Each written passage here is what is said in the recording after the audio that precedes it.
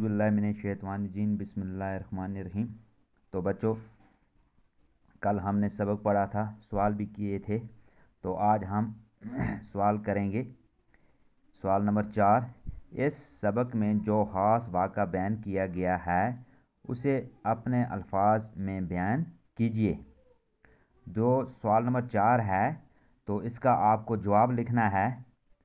मैं बताऊंगा आपको, आप अपनी नोटबुक निकालिए और लिखिए।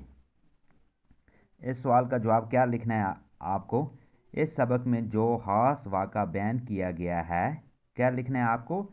इस सबक में जो खास वाक़ा बयान किया गया है वो इस तरह है। कहा जाता है कि एक दिन राजा जाम्बू लोचन शिकार की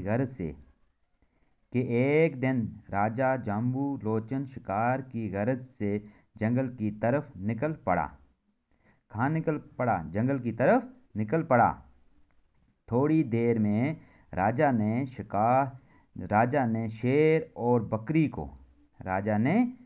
और बकरी को तालाब पर एक साथ पानी पीते हुए देखा। क्या किया? राजा ने क्या देखा? शेर और बकरी तालाब में एक साथ पानी पी रहे थे। इसी तरह राजा के दिल में हमदर्दी पैदा हुई। इसने आइंदा शिकार करना तर्क कर दिया, यानी छोड़ दिया। क्या कर दिया? आइंदा शिकार करना तर्क कर दिया। और जिस जगह शेर और बकरी को एक साथ पानी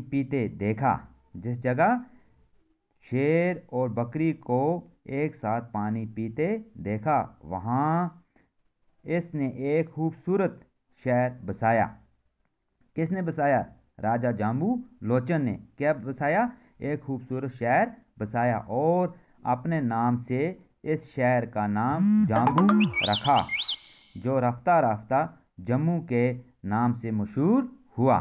तो बच्चों, आपको इस सवाल का जवाब ये लिखना है।